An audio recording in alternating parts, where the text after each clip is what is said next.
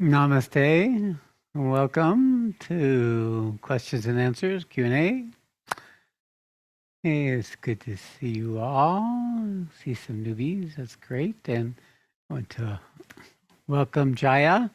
She's today's partner with me in this exploration with you. Satchmani is off doing Satchmani's business.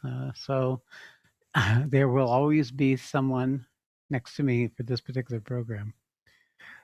So Jaya, you want to welcome yourself? Welcome. And really good to see all of you. It's the best part of sitting in this chair is to see all of you in big pictures. So Yeah. Namaste. Yeah. It's clearly we grow through relationship. It is the way we discover ourselves. The quality, the drive for that was right inherent in the Supreme Being. Not that that principle was ever lonely, but it didn't know itself. It was actually by our relationships, by meeting each other, that we come to this possibility of knowing ourselves more fully. So this is what we celebrate with when we gather, is this enriching of what it is we are with each other. So the opportunity of all the structures are to know this in a level of intimacy and safety and inclusiveness that would not otherwise only be for a rare few relationships.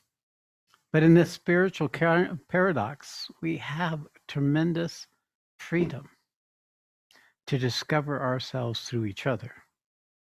Of course, we have to have a place that we rest with ourselves to do that. And of course, that's the foundational structure of all spiritual work, but especially my work. The work that I'm bringing is literally to bring in a new consciousness. And therefore, it's vast. It's covering all the other expressions of that same principle in the creation in this one formation. That this isn't something that I planned. It's not something that I did. It's what started happening. And it was a current that would come through me. It was the transmission that I began to realize there was something greater. All I knew was being the plumbing, experiencing it, and being in the wonder and the awe of the unfolding of that. So that clearly there was something else that I was learning to relate to, but it was actually intensely or interested in relating to me. And it's in this process that I was informed. And it is in the process of bringing that to my teacher, to my teacher's students, to people in my life, to all of you over the years that have been doing this, that I can see the effectiveness of this fundamental principle that religion has talked about forever, but the core of it, the transformative core, had left the planet. And therefore, we are in a rare exchange here because there's something about our relationship that can open up a new possibility for all of us, you as well as for me, in actualizing this principle that is just us, me, and you. So we're in a discovery. I'm not claiming I am the source of this. I am rather simply a means of it, a channel, more than a messenger, more like plumbing. But I'm informed through the process of holding this purpose and recognizing its impact. And so we gather. We gather to be in relationship with this possibility together and explore and recognize there's a context for this, that the acceleration that's occurring in your own spiritual process brings you into introductions to things that have already been there, but were not accessible in the normal course of your human life. And the thing that's so valuable here is that with each other, we can inform each other of the context, of the purpose we gather, the reason we gather. So many of you who are in this process are relatively new. I've been teaching the fundamentals for so many years that it's only in the last few years that we've been bringing in people that are not as exposed to the fundamentals. And what is the fundamentals? They're the basic principles of right relationship with each other.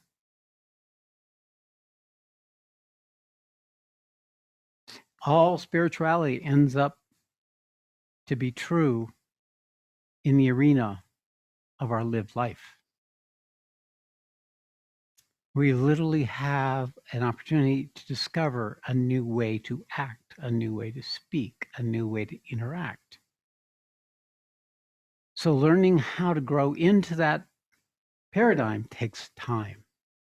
And there's a process. There's a transformational process that each of us have to go through, and it cycles. The Bhagavad Gita describes in the first 6 chapters that process where we hit the bottom, discovering our bondage, discovering what is still keeping us trapped, feeling that we're overtaken, diminished. And this is dejection, where we wake up to our condition that we have not yet learned to live with, to be in relationship with.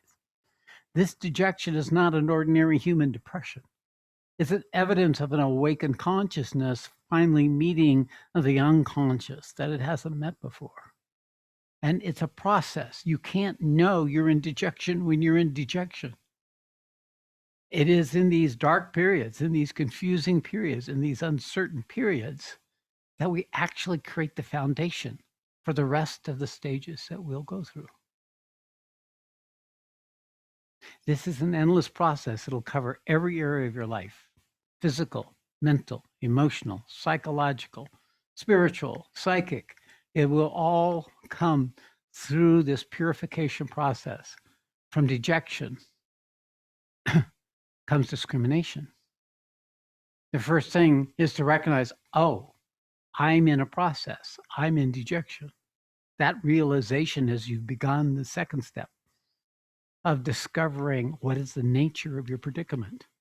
What is the nature of the reality you have taken on and made yours that is not truth, that has perpetuated the dejection? And from that comes a process of creating an understanding, a way of holding what's arising. And that brings forward the possibility of new action, of acting newly, different than you've been, a new way to come. This is called yoga. Yoga is purposeful action that takes us out of the habitual, impulsive, reactive action into a new relationship with existence by acting differently, by choosing different choices, by making different purposes to organize our day-to-day life and our relationships with other people. So action then unfolds and makes more real the discernment that happened earlier. And we come out of the obscurity of the dejection, and knowledge starts revealing itself. This jnana, this knowingness, this recognition, this ability to trust a different structure for your information than what you trusted before. You learn to tap into a more true relationship of knowing. And this empowers your action. It gives you greater discrimination, and you're more and more capable of meeting the dejection as an opportunity and not as something that defeats you. And this empowers you to go into a place where the knowledge starts infusing and transforming you. So it's in this stage that the transformational process takes on tangible energetics, where you feel spiritual energy, where you experience transformation in your body, where you become aware of the shifting of your relationship with existence. You're seeing with new eyes, hearing with new ears, feeling with a new body. You're coming into existence in new ways. This leads to the relinquishing of the old, the falling away. The relinquishing is not an efforting, it is a disappearing of its value, a loss of its importance in our life. And this relinquishing eventually reveals that which is coming forward amidst that relinquishing, which is your very fundamental self, the ultimate eternal truth of your being, your individual self. All of this is revealed in the first 6 chapters of the Gita. And this is the fundamentals. From here, we discover, after we cycle, because we'll always cycle, even in the 6 chapters, we'll cycle first, second, third chapters, in the 5th chapter, and so on and so forth. So it's this purification cycle that's going on simultaneously as we move through these. It goes on, and it goes on, and it goes on. Because that which causes dejection is the condition of all of mankind. And we all share that. We all share that together. So when we become the self, we actually learn what love is. True love. True commitment. True willingness. Surrender. And faith comes naturally in that process. Because we see again that there is a purpose. That although it's cycling, it's a cycling constantly ascending into a more and descending into a more and more true relationship between what we are in consciousness and what we are as human beings. So when we can begin to hold what's arising for us within that context, then you'll see that all your questions are actually the discovery of the answer that you already have. So when we come together in this particular setting, we're going to look at specifics, specific questions, in order to find the answer within, even if what I speak doesn't directly address it or addresses it tangibly. It is simply putting it into this shared container that will bring for you, if not here, if not already, those of you who wrote the questions already have the answers now that you're here, and or after they will arise spontaneously. Question, answer, new question, new answer, another question, another answer. It's just the unfolding as we come out of what we didn't know into knowing it, into experiencing it, to recognizing its threads and its roots and how it's affected your life. All right. So I'm going to pull back, come back to the specific program. And we've got some good juicy ones to start with, and then we'll open it up to the rest of you as we go. All right. So Jaya is going to read them.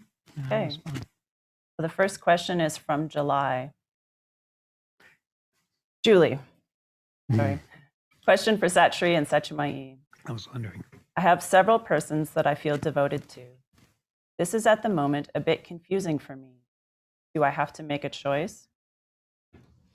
How lucky are you, Julie, to have several sources of devotion?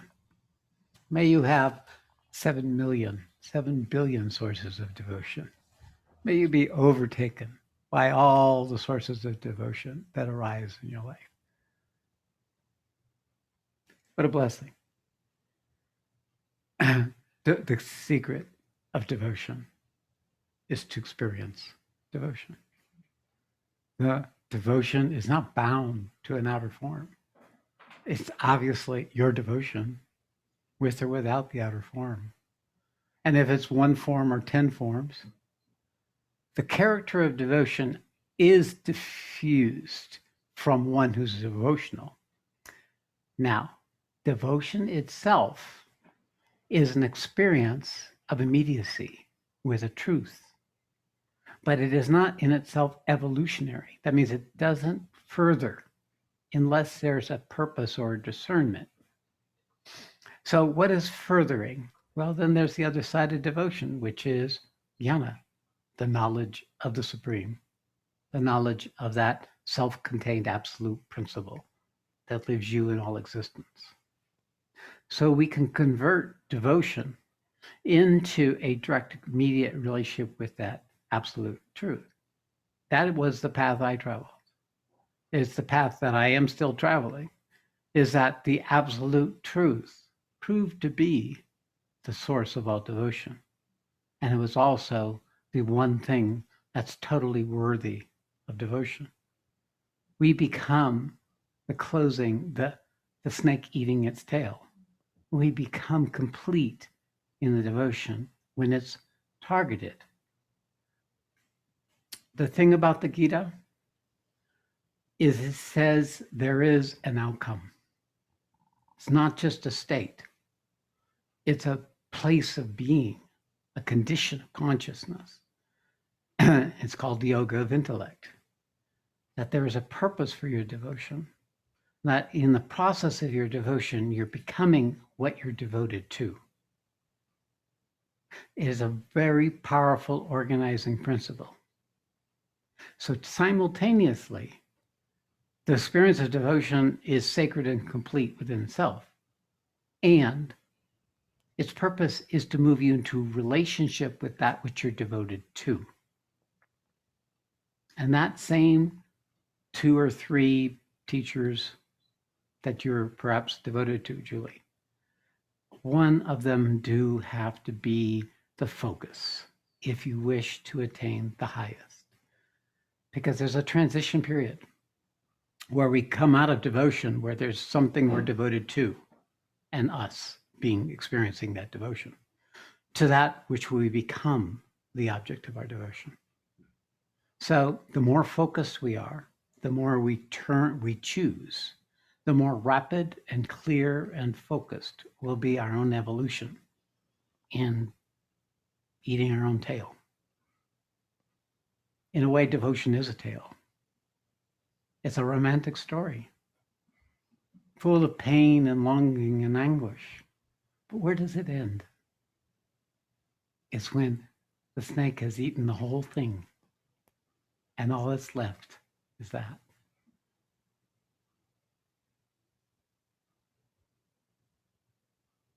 Okay, so there you go. That's it about devotion. If you've got devotion, how blessed are you? Because it will take you. But the way you can collaborate is to use your intelligence and your self-will as an individual and align with that which is pointing to a greater devotion, you might say, something that consumes you, something that starts a fire that makes your life terrible, something that sets in motion true transformation. And it won't be, no longer will there be that you're devoted to and that which is devoted. They will merge. I've traveled that journey. It is the journey.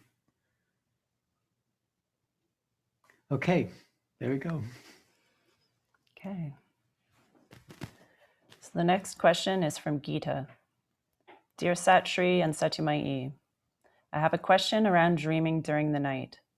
Especially since I participated in the 9-day retreat, I have had a lot of dreams, mainly nightmares, during my sleep, which is remarkable for me, as I almost never have dreams from what I can remember. I noticed that the nightmares are very realistic, based on my life, and they seem to touch deep-rooted fears. I was wondering if you could explain something about the meaning of dreams in spiritual growth, and if I can see this as a way of processing. These are not topics that arise during my meditations. Much love, Gita.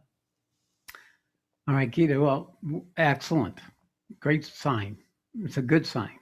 What you're doing is your subconscious is now processing automatically the unmet parts or incomplete parts of your life experiences. So it is working right now on the content of this life. But it can also bring in elements from previous lives, remnants that you brought with you this life. And therefore, this inner middle kingdom that you're in when you're sleeping is now becoming a form of samadhi. In a way, sleep is a samadhi, but we're too asleep to recognize. So the quality that converts sleep into samadhi is a frequency of consciousness. So when we begin to tap into a vibrational density and frequency of consciousness, like the 9-day will do, then what is sleeping is more awake. It's more able to be with what's arising.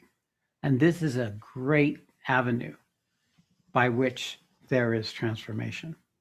Now, Carl Jung speaks much about dreams, but it was mostly about gathering it back into the mental to use bits and pieces of it. But much of this is meaningless ruminations and repetitions that have no immediate relevance. So, really, the best thing to do is just to be in that process. Because what's happening is this new consecrated consciousness is now working and making space for itself in the midst of the subconscious domains of you. The stories, the unmet experiences, the doubts, the shames, the blames, the traumas, all of these are now just being processed. So this actually doesn't end. The more awake you are, the more you're meeting these nightmares or dreams. I assure you that they will get lighter and more vibrant, and they will become more real if that should be the path. The middle kingdom should be a path you travel. But the nature to do for you is to trust that this is part of the process that was set in motion when you joined this work, and that your commitment for the 9-day is now accelerating it. This transformational force that comes through, this Sat force, works from the inside out, not the outside in. It comes up through the very foundational structures of your physical embodiment and then moves through all the different layers of your physical, vital, mental, psychological, and psychic being. And it creates this unfolding, this sort of erupting of things. They also release a tremendous amount of energy in the process that can then expand further into the unmet content or bring your consciousness into a more full relationship with existence than it had before. They will happen simultaneously. So it's a churning. Transformation is a churning where the high and the low intermingling, lifting the low into a new relationship with itself. And so it continues in this constant movement. So welcome it. It's evidence for you to know that you're now in the transformational process. It's great news, good news, even no matter how horrible it seems. It is converting the horrible into the wonderful, and this is the process of doing so. All right, there you go. Hope this empowers you, Gita, in your journey. Yeah. Okay, next question is from Sophie. Dear Sat Shree and Satyamai, I have a question about the nature of happiness and peace. For years and years, I have believed that I would be free from pain if only I could reach an imagined state of living and being in life. I'm aware that daydreaming and imaginations are something I have used as a coping mechanism throughout life. It has been my safety net and comfort. What will happen if I let go of everything that I imagined happiness to be? Or if I decide to let go of all my dreams in life? Is that the key to real peace and happiness? With love and gratitude, Sophie. Sounds like a good answer to me.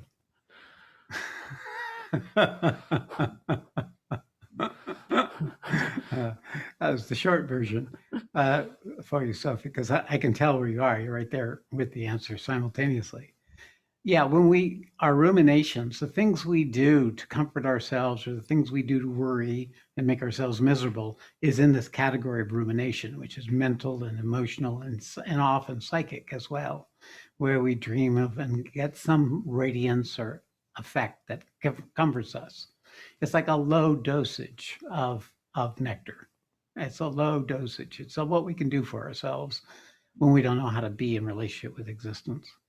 So, but once that's over, then we have to let go of these lesser palliatives, these things that have allowed us to get by, and start experiencing the vulnerability and the immediacies of life when we come out of that haze into, all right, what's this? It is a skillfulness that comes in time. Happiness is way overrated.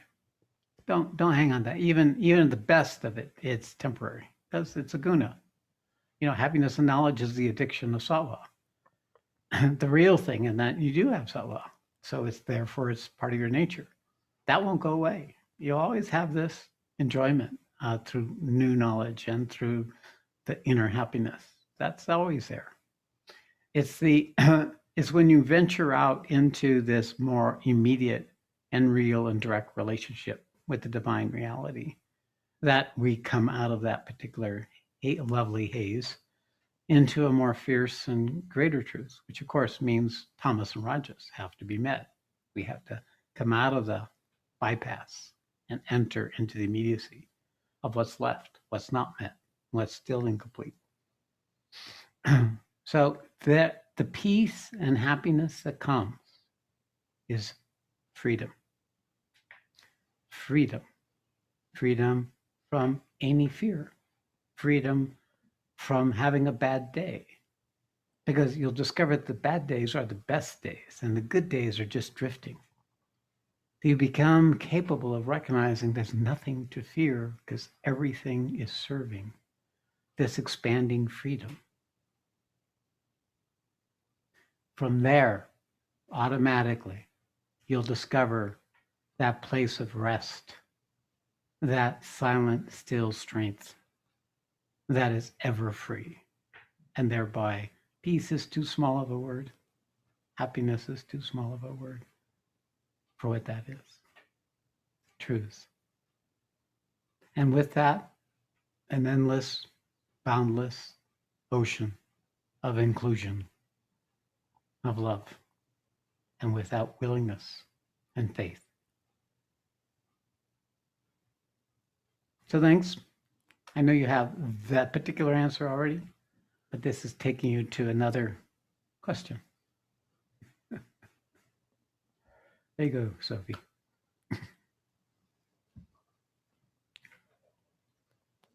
Okay, the last question. Now, oh, yes. I'm just thinking, Jaya, so what would you say to Sophie?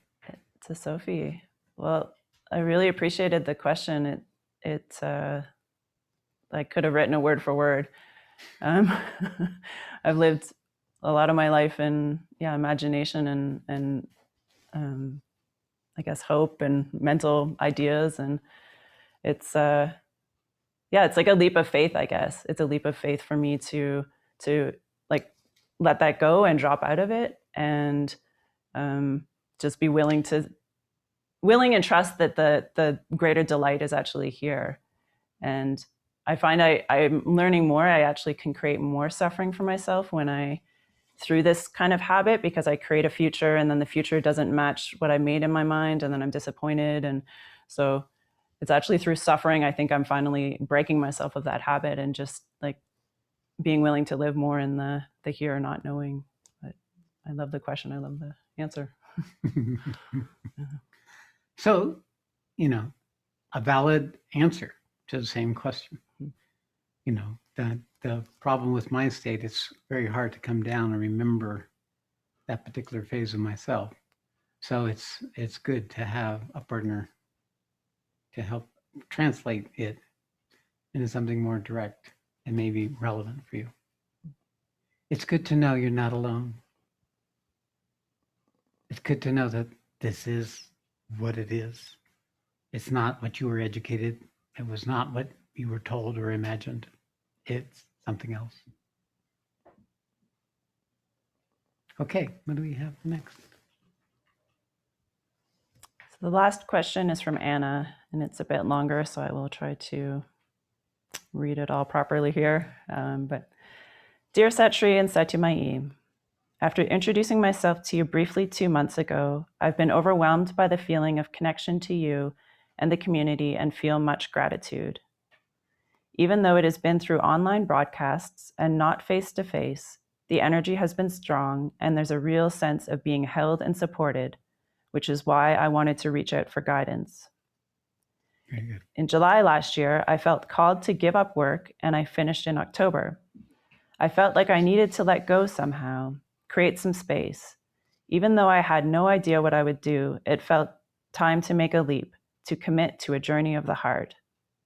At the same time, I began to experience a deep physical process and have been supported for the last 8 months by a cranial sacral therapist, working through an intense birth trauma, the shock of coming into being, and all the challenges of embodiment. It has taken me to some very dark places, not feeling able to be in the world, that there's no place for me. I am grateful that I can rest in nature, where I always find connection and joy and everything makes sense. I have experienced glimpses of overwhelming love moving through me, but much confusion as grief and fear come forward first, and so I push it all away, not understanding until more recently that love has been underneath.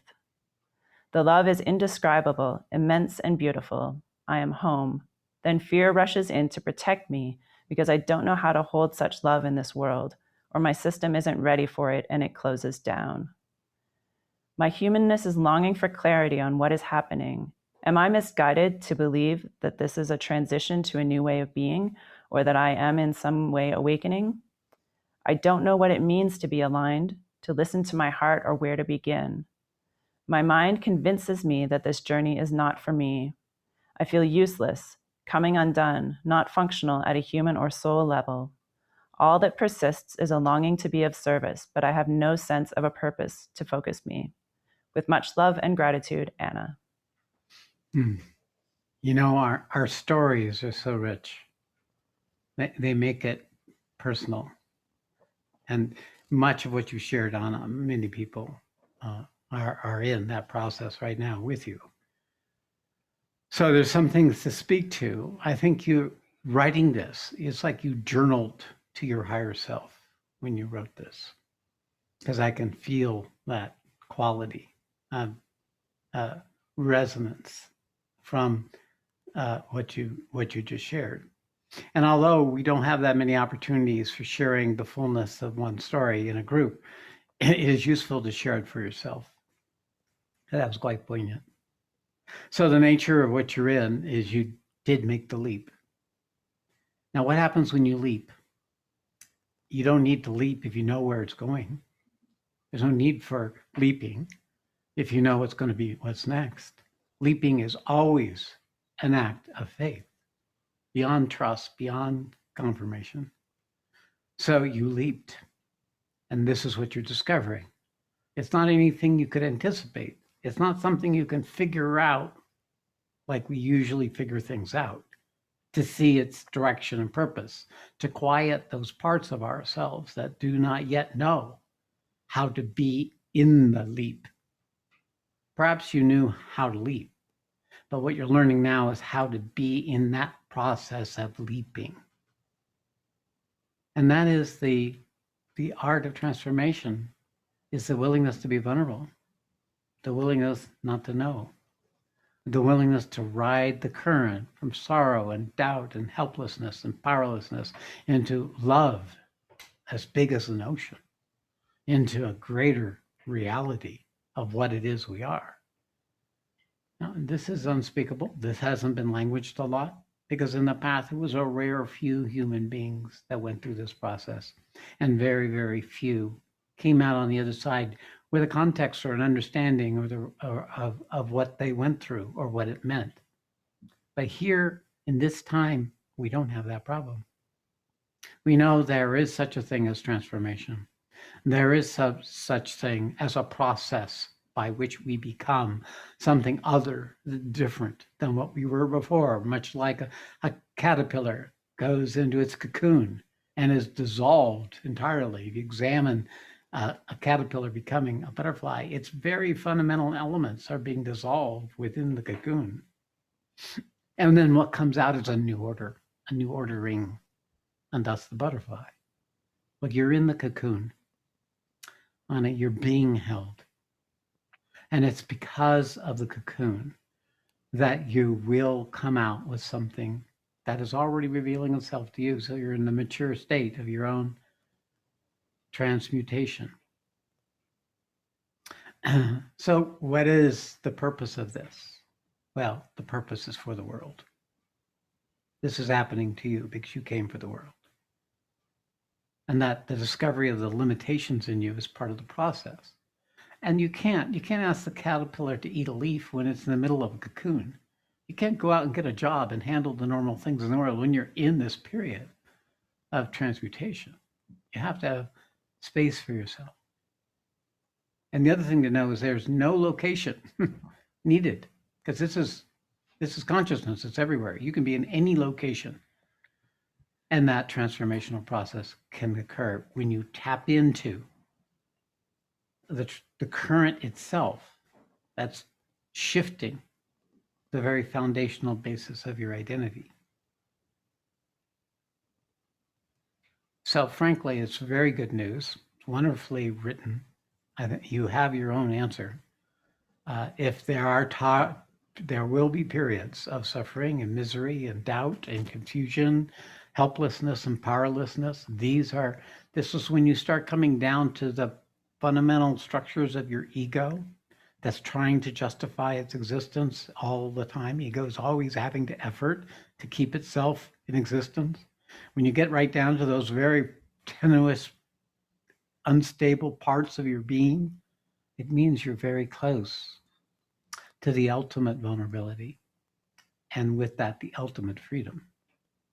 So the more open you are, the more vulnerable you are, the more you participate with that in the immediacy of it, rather than how beautifully you've written it, but just to be where you are, the more that doorway opens and you cross the threshold that allows you to stay stable in what you're becoming.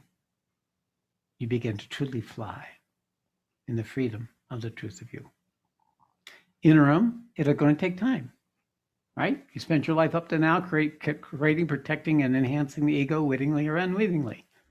So yeah, there's this process of it showing itself, losing its authority, and dismantling. So although you're fairly new to me in this work, you were ready. And that's why it's moving so rapidly. But you do need to be patient. You do need to know that it's a process that you can trust, that you can allow, and that it'll keep showing you what it's already showing you. So, like I say, trust your own experience. It's proof. It's the only proof you really have of what it is you're becoming. Okay. All right. Thank you very much, Anne. Now, anything you'd like to say to that one, Jaya? Just a practical thing came up related to what Sat Shree was saying in the beginning about the power of relationship and fellowship, just to make use of there's many groups and small groups and study groups associated with New Dharma, and this can be a real solace to be able to share our experiences and relate to others who are going through similar experiences. So there's lots of information on the website. It's good. I was just reading today a scientific study that when people started to act different than the way they're used to, they become the different person. And it takes just like months. So if you felt you couldn't relate to other people, and then you put yourself into situations where you purposefully relate to people, a very rapid acceleration happens because the person's choosing to do it rather than trying to avoid being overtaken. So there is this kind of like collaborative process you could go through, Anna, to bring you out of the cocoon, where you begin to pretend you can do it, and you fake it, right? I'm pretending. In a small group's a good place to fake it. Pretend you're relating, and you discover that something new is coming. Fake it till you make it. It has a great truth to it. Yeah, there you go. All right. So now, well, look at that. There is a lineup already. And you even have to ask for it. You're well trained. Okay, who's first? Kalima. Kalima. Hey, Kalima. Namaste. Hi, Sat Shree, Jaya, community. Thanks. It's great to see everyone, and it's such a rich session today. And Sat Shree, the revelation you gave at the beginning put me in mind of your revelation for chapter 16 of the Gita, because my Gita group is going to look into chapter 16 this week, which you're all welcome to visit, by the way, Thursdays, 9:30 Pacific. And I assure you, it will be an interesting chapter with Kalima. Yes. And so the inquiry that came to me, I'd like to tell you the inquiry and just see if you could give some guidance on how we might approach it. But chapter 16 is a yoga of the divine and undivine attributes. And so the inquiry that arose is what in my system is in need of greater purification, and how may I cooperate with the process? All right. There's the Gita comes cycles depending upon where we are in our own journey. And you're in the universal aspect of the journey. So one part of this cycle of the divine and undivine attributes are those that we carry within ourselves. And remember, chapter 16 comes as a consequence of chapter 15, where you meet the whole world structure, the world of karma, the world of embodiment, the whole condition, the imperishable tree, and how it controls and rules everything. So we've come to a high degree of consciousness, no matter what level we are, relatively speaking. So then we immediately open up the doorway into the hidden, primitive, subterranean archetypal structures that are your own psychological archetypes, but they're also the collective, depending upon where you are in the journey. The secret to chapter 16 is that it's not to take it personally, because you're not a personal person anymore after chapter 15. You're less a person who takes everything personally. So it's this discernment of the impersonal that allows you to recognize, so that's what this looks like. That's what that is. That is capable of recognizing the truth of it, not get overtaken by it, not become it or be fear of becoming it, but meet it. This is the classic archetypal structure of, the damsel meeting the demon. It is this whole coming into relationship with something that ends up to be your child, unmet, angry child, not you. So it is this process of diving more deep into the subterranean structures that we are still not able to access. And so in the group, there'll be multiple layers of this. Nightmares, right? Your greatest fears, all that is stored in your body. So do have people stay in their bodies, because that is where it is all stored. And just experience the horror or the process as an event in the body. And that will digest that whole piece more rapidly. And then know that you cannot be but divine. You can't see the undivine except as divine. It is always through the separation from the undivine that we create our monsters. It is where we have not yet owned our own monsters. And in owning our own monsters, we discover the power they had that we gave away to them. And it becomes ours. And they become then just mischievous or troublesome parts of ourselves. Okay, how's that? That's perfect. Okay, very good. Thanks. See how helpful I can be? Next up is Arjuna. Hello. Namaste. Namaste. Hello, Arjuna. Hello. Good to see you again. I haven't seen you today yet. Talk about one person who sees me more than anybody else, this guy. Well, Sat Shree, maybe. Oh, yeah, now our audio video team gets a fair amount.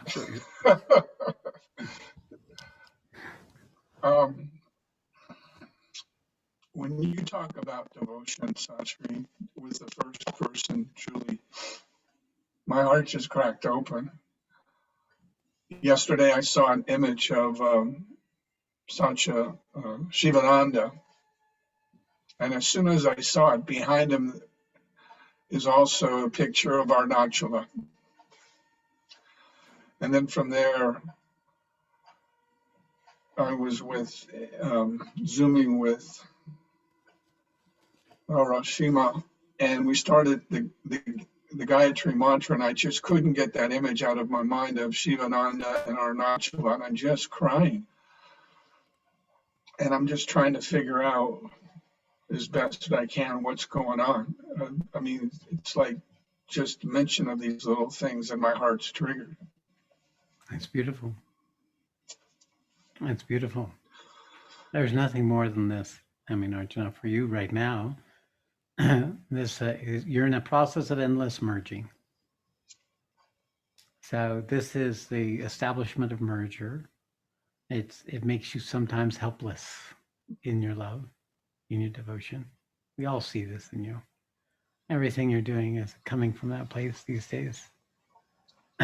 So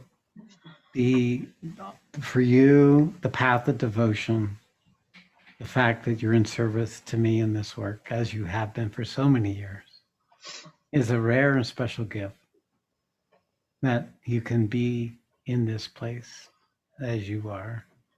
So it's painful vulnerability. It's not allowing you to get things done. I got all that other stuff that you keep being forced to buy the groceries and make the list, and you keep grounding yourself into the person of you.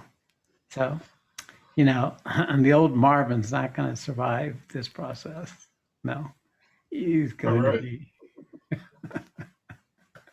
All right. Thank you. Thank you. Next up is Helen. Helen, our newbie, our new newbie. Welcome. Namaste. Namaste. Oh, I didn't want to put my hand up. I guess that's why I did it. There's always a part of us that doesn't want to.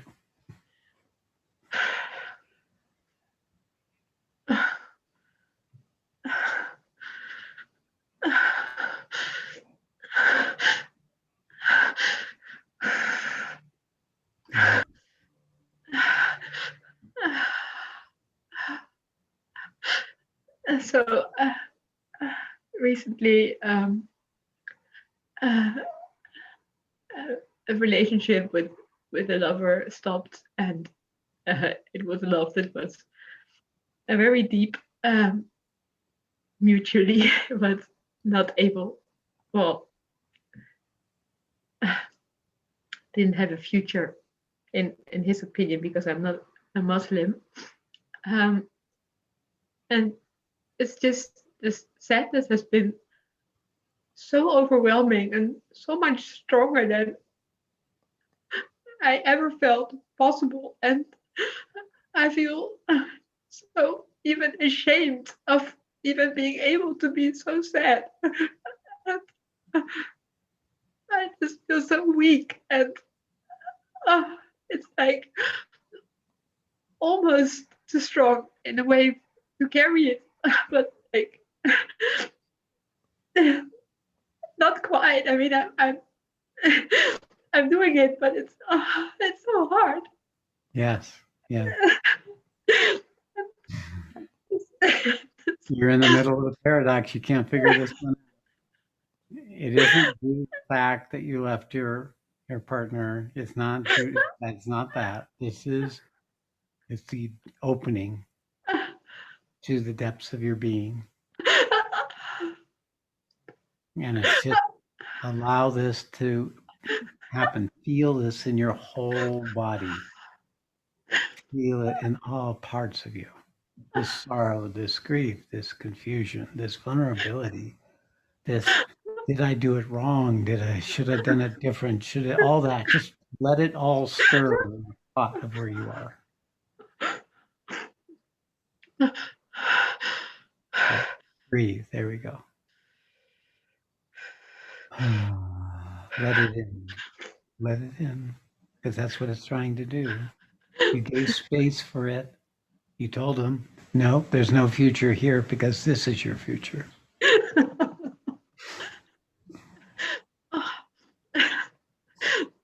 That feels cruel. Yes, yeah. It is cruel. It is fierce. It is real. Yeah, it's really real. Oh my god. Oh.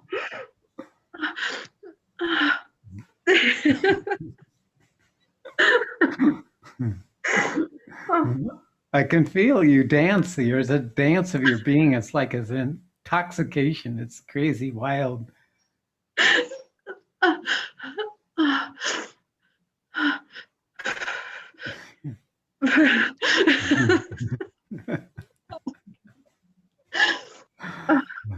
Yeah, it's all there, isn't it? Good job, Helen. You set yourself up perfectly.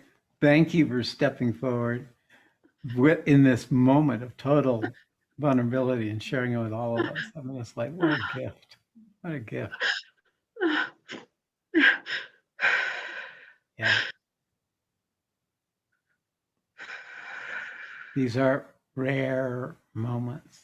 Cherish them. Oh my God. It's crazy. Yeah, it is crazy. Actually, everybody else is crazy. This is sane. This is real. This is what sanity feels like when you finally have a little of it. The first sip of a large glass of intoxicating brew.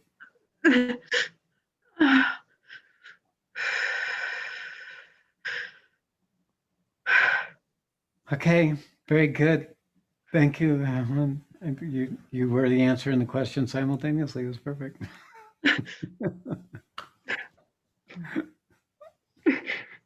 Thank you. Next up is Janet. Janet. Namaste. Namaste. Good to see you. It's good to see you too. It's really interesting sitting here. I was going to ask, and I'll still ask about this. Since the 9-day ended, it's felt to me like I've been even more in my head than usual for me.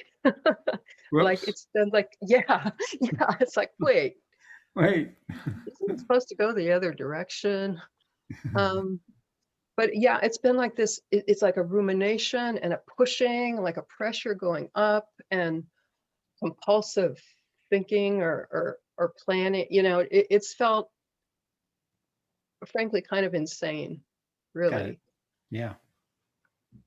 And a couple things. One is I'm wondering how that could relate to the 9-day or my integration from it, or just how this fits into that. And then the other, I was just recognizing now, listening to others and listening to you, is I was feeling my heart opening, and suddenly the pressure in my head, I was less in my fog up here. So I'm sure part of it relates to just learning to be here, but there's a real, there's a struggle in getting there from this place. To You know? even remember that you Yeah. have another place you can put yourself. Yeah, I mean, thankfully I've been listening today, and I've been feeling it coming through the screen. But what if I didn't listen today? It feels like, wow, this is a scary place to be up here. Anyway, you can speak to that. Well, it's very good. I mean, you're in a transition, right? You're retiring here, right? Or you're going to be retired soon. Yeah. Yeah. So, the 9-day did what I said it did. You were in a new consciousness. So everybody was at the end of the 9-day. And then you come and you meet the structures in your system. You lose access to that new consciousness, because that's what it has to do. It has to find a place to stand within your ego. And the evidence that you lived in your head most of your life, and that everything was defined through the reality of what your thoughts told you, what your memories told you, what your emotions told you. So it came up, boom, big, but simultaneously there was a lot of force to it. It was actually trying to move it up and out. Okay. So when you go into this, one of the things you can do is direct it up. Okay. And then once you've directed up, it gives it a place to go outside of you, your person, and then put yourself in your heart. Okay. So that's a little technique. It's already trying to take you up, because there's a big power. It's quite excited. It's transmuting everything. It's meeting all the places you gave your thoughts away. It's like in a frenzy of this excitement as it recovers the true current of yourself, crosses the threshold of your crown, and starts accessing the supreme reality above. But bringing it back into your heart, of course, is the short term and place where then the rest of you can they benefit from that energy and engage and be activated in ways that haven't perhaps been able to happen fully for you. They're now going to start happening more. But another thing came up for me, and that is your environment. It's a very heady place you live. There's a lot of mental noise. So it's like you're in this cacophony of people and their worry and their doubt. And so you're actually transmuting them at the same time as you're transmitting your own shit. So it's not the best environment for the amount of openness you're carrying these days. Yeah, I'm getting out. Yeah. Yeah. Um, So just stay in your heart, okay. send it up when it gets to be too much. Know that actually it's a tremendous healing integration process. And even if you don't know what you're doing, it's no matter which way you're turning, you're still going down the river. Okay. Even if I'm flipping, huh? Yes, even though it seems you're just spinning in place or going in the opposite directions, you're still, all of it's still going down to the ocean. Okay. And so so I'm just, I don't want to belabor the sending it up. It's just like opening up the It's just crown. imagine as a torrent going all the way up, out in the highest atmosphere, to space if you can. Okay. You're I good can with do- space. Yeah, get way up there and be space, spacey. Yeah, Okay, I can and do then that. bring yourself back to your heart. Thank you. Okay, good to see you, Jim. Good to see you too. All right, that was good. So, my dear, you have everything you want to bring forward? No, just my gratitude for hearing your questions, and it's even a delight to be able to read them because I feel connected to what each of you are sharing. And so, just honoring everyone on their journeys and the power of being able to share them together. Thank you for giving me the chance. Yeah. I'm introducing you to what you're becoming. Because we come here for everyone. We come here and to be able to see all of you like Sat Shree can enjoy. You come into a place that's aligned with your purpose. It's relationship. We enrich ourselves through our relationship with as many others because they're all you, they're all us. We're all each other. All right, that's a lovely note to end. So let's take a few minutes sitting in silence and stillness as we complete this Q&A event.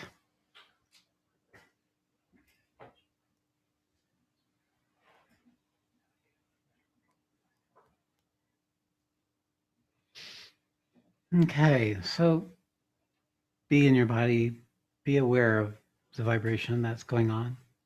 You be your head, be your heart, be your gut, be your physical body, your torso, your arms, your legs, your back, the front. Be there. Breathe.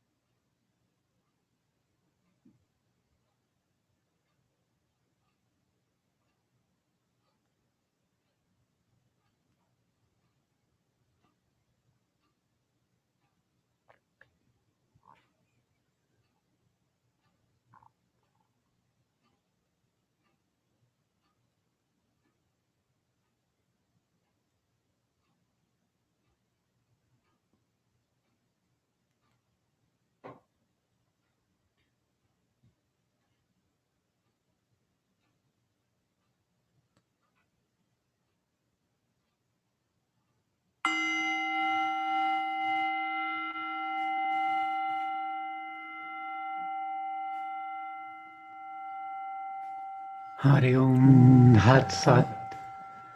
Hari Om Tat Sat. Hari Om Tat Sat Shree. All glory to Supreme. May truth manifest. Namaste.